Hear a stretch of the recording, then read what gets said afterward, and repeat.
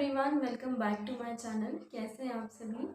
तो आ गई हूँ मैं एक और क्लास लेके ज्योग्राफी की।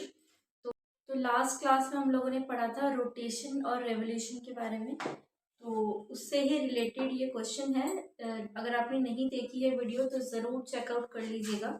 लास्ट वीडियो में मैंने आपको रोटेशन और रेवोल्यूशन ऑफ द अर्थ के बारे में पूरा डिटेल से कंसेप्ट जो था वो समझाया था। ठीक है, उसको उस वीडियो को देखने के बाद आप रोटेशन और रेवोल्यूशन से रिलेटेड जो छोटे छोटे क्वेश्चंस हैं, जो टर्म्स हैं, उनका आंसर कर पाएंगे और उन्हें जान पाएंगे। ठीक है, तो उसी क्लास से रिलेटेड जो लास्ट क्लास थी ज्योग्राफी की, उससे related I think class 12th थी।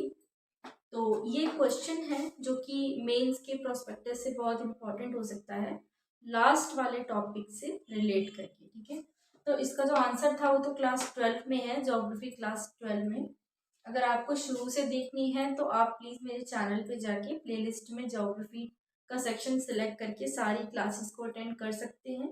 ये क्लासेस जितनी भी एनसीईआरटीज होती हैं और जो वैल्यूएबल बुक्स होती हैं यूपीएससी से रिलेटेड या अदर कॉम्पिटिटिव एग्जाम्स के लिए, तो सबको मिला जुला के जो कंटेंट है वो मैं तैयार करती हूँ, तो आप लोगों के सामने लेकर आती हूँ। तो ऐसा कोई इशू नहीं है कि इसको एनसीईआरटी वाले स्कूल वाले बच्चे नहीं पढ़ सकते या फिर यूपीएससी के बच्चे नहीं पढ़ सकते या जो अदर वनडे एग्जाम हैं वो नहीं पढ़ सकते। आप बेझिझक होकर तैयारी कर सकते हैं।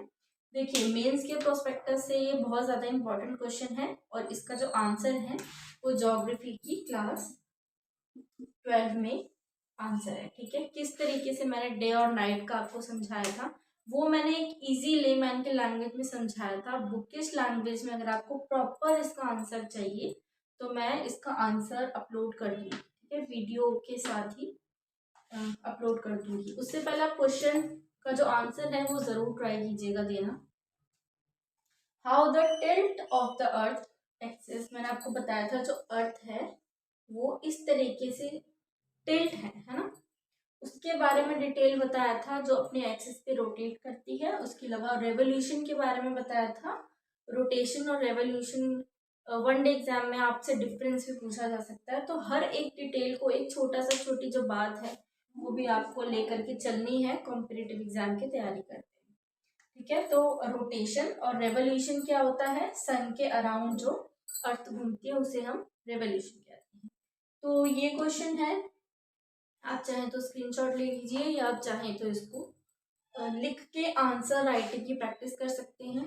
ठीक है, इसके आंसर को लर्न करने की कोशिश कीजिए। इसका आंसर जो है सोचने की कोशिश कीजिए। ठीक है, उससे क्या होता है, हमारी जो क्वालिटी है लर्न करने की वो बहुत ज़्यादा अच्छी होगी। ठीक है, how the tilt of the earth axis responsible for the season. ठीक है, मौसम कैसे बदलते हैं, कैसे रीजन है एक्सिस ऑफ द अर्थ। ठीक है, अगर फिर भी आपको वीडियो देख के भी आपको आंसर नहीं मिलता है तो मुझे कमेंट सेक्शन में बताइएगा, मैं नेक्स्ट क्लास में इसका पूरा जो आंसर है वो अपलोड कर दूंगी। ठीक है, उसके अलावा डे और नाइट की जो लेंथ है वो किस तरीके से वेरी करती है इसके बारे में भी आपको बताना है। ठीक है, तो आप प्लीज कोशिश कीजिएगा इसका आंसर करने की। ठीक है, चलिए आज की क्लास स्टार्ट करते हैं। आज की क्लास में हम इंटीरियर ऑफ द अर्थ पढ़ेंगे। इंटीरियर ऑफ द अर्थ में आपको देखिए, जो एनसीईआरटी की किताब है उसमें जो इंटीरियर ऑफ द अर्थ है ना, उसमें आपको वॉल्केनोस के बारे में बताया हुआ है, अर्थक्वेक्स के बारे में बताया हुआ है, पर मैं ना एक एक टॉपिक को बहुत ही अच्छे से और डिटेल से लेना चाहती हूँ। ठीक है, तो जो इंटीरियर ऑफ द अर्थ है इसमें मैं आपको 4-5 टॉपिक है जो मैं बहुत ज़्यादा डिटेल में पढ़ाने वाली हूँ। उसके अलावा जो वॉल्केनो और जो अर्थक्वेक है उसके जो अलग से, मतलब पूरा एक चैप्टर अलग से पढ़ाने वाली हूँ। ठीक है, बहुत ज़्यादा डिटेल में। तो अर्थक्वेक मैं इस वाले इंटीरियर ऑफ द अर्थ में कवर नहीं करूँगी, वॉल्केनोस भी कवर नहीं करूँगी, क्योंकि उसको बहुत ज़्यादा डिटेल में मैं बाद में बताने वाली हूँ। ठीक है, तो हर एक टॉपिक को, छोटे से छोटे टॉपिक को मैं इतनी डिटेल में बताना चाहती हूँ कि आपको कोई भी उससे रिलेटेड क्वेश्चन आ जाए तो आप इजीली आंसर कर पाए। ठीक है, तो चलिए स्टार्ट करते हैं फिर। देखिए, आज की क्लास में हम लोग क्या क्या पढ़ने वाले हैं इंटीरियर में। ठीक है, एक क्लास में पूरा होगा कि नहीं वो तो मुझे नहीं पता, अगर नहीं कवर होता तो मैं नेक्स्ट क्लास में करूँगी कंटिन्यू।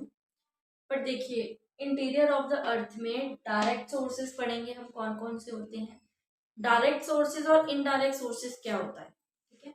डायरेक्ट और इनडायरेक्टेड सोर्सेज ये होता है कि सपोज अर्थ है, अर्थ के इंटीरियर का हम कैसे पढ़ते हैं, हमें डायरेक्ट सोर्सेज कौन कौन से मिलते हैं कि हम अर्थ के अंदर जाके पता कर सकें, ठीक है। इनडायरेक्ट सोर्सेज मतलब देखिए ये अर्थ है, सवाल ये उठता है कि हम इसकी स्टडी कैसे करेंगे। सपोज आपको यहाँ तक आप इसको डिग करते हैं और इसके जो अंदर डिटेल है वो देखते हैं, ठीक है। साइंटिस्ट लोग पता लगाते हैं कि इसके अर्थ के नीचे इस लेयर के बाद क्या है, ठीक है। वो तो हो गया डायरेक्ट सोर्स, ठीक है। यहाँ पर एक वॉल्केनिक इरप्शन होता है, ठीक है। जो जो मैग्मा है वो निकलता है अर्थ पे से और वो मैग्मा बाहर आता है, ठीक है। जैसे ही वो मैग्मा बाहर आएगा यहाँ पर ठंडा होगा और यहाँ पर साइंटिस्ट इसको आकर देखेंगे और उस पर पता लगाएंगे कि इसमें क्या क्या सोर्सेज हैं, क्या क्या अर्थ के जो अंदर है वो क्या क्या चीजें हैं, ठीक है। तो उन चीजों को पता लगाते हैं। चलिए नेक्स्ट हम पढ़ेंगे पी और एस वेव के बारे में। ये मैं पढ़ा नहीं रही हूँ, बहुत ज़्यादा डिटेल में कवर करने वाले हैं, इसलिए छोटा छोटा सा बता रही हूँ आपको। पी और एस वेव के बारे में पढ़ेंगे, ठीक है। स्ट्रक्चर ऑफ द अर्थ के बारे में पढ़ेंगे, इसमें हमारा लिथोस्फीयर जितनी भी लेयर्स हैं वो आ जाएंगी। उसके अलावा क्रस्ट, मेंटल एंड कोर, इन तीनों के बारे में डिटेल में पढ़ेंगे जो कि स्ट्रक्चर ऑफ द अर्थ में आएगा, ठीक है। मैं पहले भी एक क्लास ले चुकी हूँ उसके, आई थिंक ज्योग्राफी की कौन सी क्लास थी वो, ज्योग्राफी की आप प्लेलिस्ट में चेक करेंगे ना, मैं पहले डिटेल दे चुकी हूँ, बट इस वाले में ना थोड़ा डिटेल में कंटिन्यू में कर रही हूँ, स्टार्टिंग से कर रही हूँ इसलिए यार। उसके बाद रॉक्स के बारे में पढ़ेंगे, टाइप ऑफ द रॉक्स के बारे में पढ़ेंगे, और यहाँ पर रॉक साइकिल जो कि मोस्ट इम्पॉर्टेंट है वो उसके बारे में पढ़ेंगे, बहुत ज़्यादा डिटेल, ठीक है। तो चलिए स्टार्ट करते हैं, फिर एक एक करके टॉपिक्स को खत्म करते हैं। और मैंने आपको बताया कि मैं वॉल्केनो और अर्थक्वेक जो है वो नहीं ले रही हूँ इस टॉपिक में, क्योंकि डिटेल में कवर करने वाली हूँ बात में, ठीक है। चलिए तो स्टार्ट करते हैं पहले डायरेक्ट और इनडायरेक्ट सोर्सेज। देखिए डायरेक्ट सोर्सेज कौन कौन से होते हैं, सबसे पहले आता है माइनिंग, ठीक है।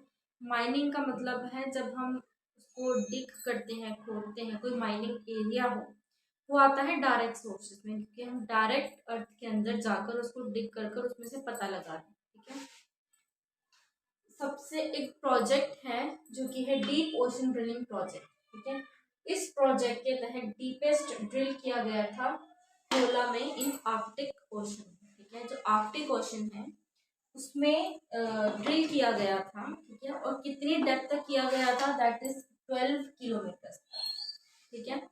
सबसे डीपेस्ट है, उससे ज्यादा डीपेस्ट नहीं है, क्योंकि अर्थ है इसके सिर्फ 12 किलोमीटर तक, अर्थ तो बहुत ज्यादा किलोमीटर तक है, बहुत बड़ी, ठीक है। पर हम सिर्फ 12 जो किलोमीटर है यहीं तक ही चल पाए हैं, इसके आगे हमने ड्रिल नहीं किया है। क्यों? रीजंस की वजह से। कई बार क्या होता है, टेम्परेचर बहुत ज्यादा है, जैसे जैसे आप अर्थ के अंदर जाते हैं अर्थ सॉलिड भी होता जाता है, और अदर रीजन इज उसका जो टेम्परेचर है वो टॉलरेबल नहीं होता है, टेम्परेचर उसका जो है वो लगातार बढ़ता जाता है जैसे हम डीप जाते हैं, ठीक है। तो ये भी रीजन है हम ज़्यादा ड्रिल नहीं करते। नेक्स्ट इज वॉल्केनिक इरप्शन, ठीक है। वॉल्केनिक इरप्शन में क्या होगा, जब मैग्मा बाहर आता है अर्थ के ऊपर, क्रस्ट के ऊपर आता है, उसको ठंडा करके स्टडी करके हम लोग पता लगाते हैं कि अर्थ के अंदर किस तरह का टेम्परेचर रहा होगा, किस तरीके से कौन कौन से मेटल्स हैं अंदर, ठीक है, उनके बारे में पता चलता है, ठीक है। तो ये दो डायरेक्ट सोर्सेज होते हैं, और इनडायरेक्ट सोर्सेज का मतलब क्या होता है, डायरेक्ट सोर्सेज का आपको समझ में आया, ठीक है। सबसे ज्यादा डीपेस्ट ड्रिल कहाँ पर है, आर्कटिक ओशन में, इस बात को ध्यान रखिएगा वन डे एग्जाम के लिए, ठीक है। और वो कौन सा प्रोजेक्ट था जिसके तहत किया गया था, that is deep ocean drilling project, ठीक है। उसके बाद बात करते हैं इनडायरेक्ट सोर्सेज के बारे में। इनडायरेक्ट सोर्सेज क्या होता है, जिसमें हमारे पास कोई फिजिकल एविडेंस ना, ठीक है। Indirect physical evidence means pressure कितना है, ठीक है, टेम्परेचर कितना है, टेम्परेचर के भी आप पे हम पता लगाते हैं कौन कौन से मेटल्स हैं कितने टेम्परेचर पे सर्वाइव कर सकते हैं, ठीक है। उसके अलावा डेंसिटी, ठीक है, ये सब सोर्सेज हैं इनडायरेक्ट सोर्सेज, इनके भी आप पे पता लगाते हैं, मतलब जिसको हम सिर्फ महसूस कर सकते हैं, जैसे कि एयर हम उसे टच नहीं कर सकते, महसूस कर सकते हैं, ठीक है। These are the indirect sources. देखिए इनडायरेक्ट सोर्सेज में भी ना टाइप्स होते हैं, ठीक है। इसका हमने पता लगा लिया, temperature, rate in change in temperature, pressure, density, ठीक है। उसके अलावा हमारे पास मेट्रॉइड्स होते हैं। अब आप कहेंगे मेट्रॉइड्स क्यों? क्योंकि मेट्रॉइड्स जो है वो सेम टाइप के मटेरियल से बनी हैं जिस टाइप की अर्थ बनी है, ठीक है। तो उसका जो मटेरियल है वो सेम है, इसीलिए जब वो टूट के गिरते हैं उसकी स्टडी से भी हम पता लगाते हैं इंटीरियर ऑफ द अर्थ के मामले, ठीक है। उसके अलावा P and S wave, earthquakes हो गए, ठीक है। These are the indirect sources. Earthquake हो गया हमारा, और वॉल्केनिक इरेक्शन वो उसमें आया था, सॉरी वो दैट इज डायरेक्ट सोर्स, ठीक है। तो ये सब इनडायरेक्ट सोर्सेज हैं, ठीक है।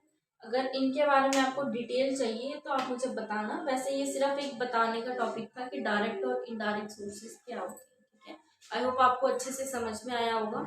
मैं बहुत ही छोटी छोटी वीडियोस बना रही हूँ क्योंकि डिटेल में बना रही हूँ ताकि हम अच्छी तरीके से उसको समझ पाए, ठीक है। इसके अलावा उसके बाद जो टॉपिक हमें लेना है वो है पी एन एस वेव, ठीक है।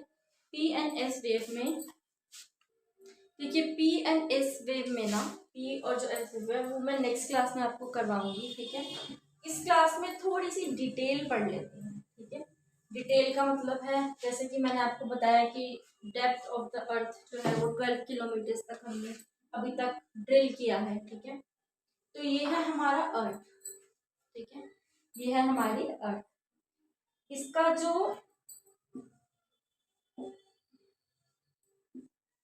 देखिए 6370 ये एक नंबर नहीं है, ठीक है, और ये डायमीटर भी नहीं है। This is called radius of the earth. Radius का मतलब होता है सेंटर पॉइंट से लेकर आउटर पार्ट तक। इसका जो किलोमीटर्स है, डिस्टेंस है वो 6370 है, ठीक है, ये डिस्टेंस है।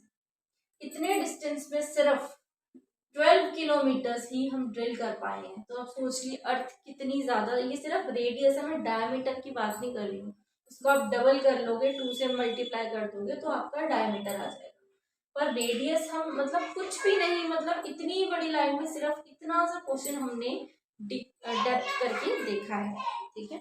उसमें उसके इंटीरियर ऑफ द अर्थ पता लगाने के लिए, ठीक है। और इस इतना अंदर आज तक कोई नहीं गया है और कोई जा भी नहीं सकता है क्योंकि टेम्परेचर बहुत ही ज़्यादा वेरी करता है, बहुत ज़्यादा टेम्परेचर होता है, इतना ज़्यादा कि शायद ह्यूमन सरवाइव नहीं कर पाएगा इतने टेम्परेचर, ठीक है। उसके अलावा एक दो चीज़ें और मुझे आपको बतानी है। इसके अलावा है अर्थ की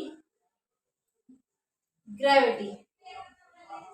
ग्रेविटी भी एक सोर्स है जिसके बिहाफ पर हम ये पता लगा सकते हैं कि इसके अंदर कितना कितना मटेरियल किस टेम्परेचर पर, और ये सब जो डिटेल्स हैं वो हम पता लगा सकते हैं बिकॉज ऑफ ग्रेविटी, ठीक है।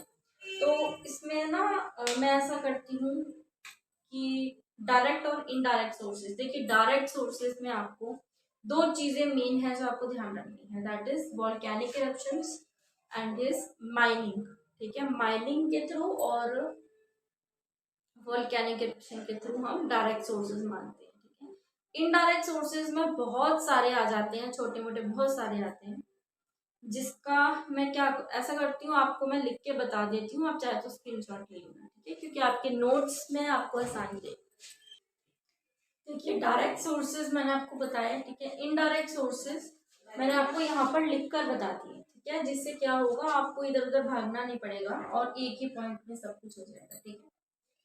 एक ही जगह आपको सब मिल जाएगा, तो आपको इजी रहेगा लर्न करने में। ठीक है, तो change in temperature, pressure and the density. ठीक है, इसके बाद इसमें जो चेंज आता है उससे हम पता लगा सकते हैं। ठीक है, मेट्रॉइड्स क्यों?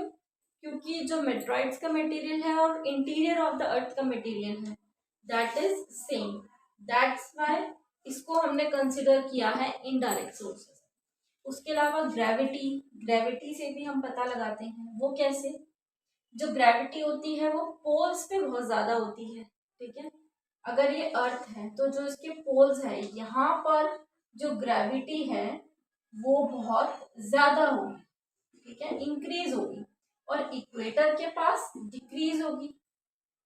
पोल में इंक्रीज होगी और इस पे डिक्रीज होगी। ठीक है, देखिए क्वेश्चन भी बनता है, इसको ध्यान रखिएगा। जो ग्रेविटी है वो लेसर कहाँ पर होती है? इक्वेटर के नियर। और ग्रेटर कहाँ पर होती है? सबसे ज्यादा होती है पोल्स के पास। ठीक है, उसके अलावा पी एंड एस वेव। ठीक है, अब पी एंड एस वेव जो है उसके बारे में मैं आपको नेक्स्ट क्लास में डिटेल में बताऊंगी। ठीक है, उसके अलावा मैग्नेटिक सोर्सेस।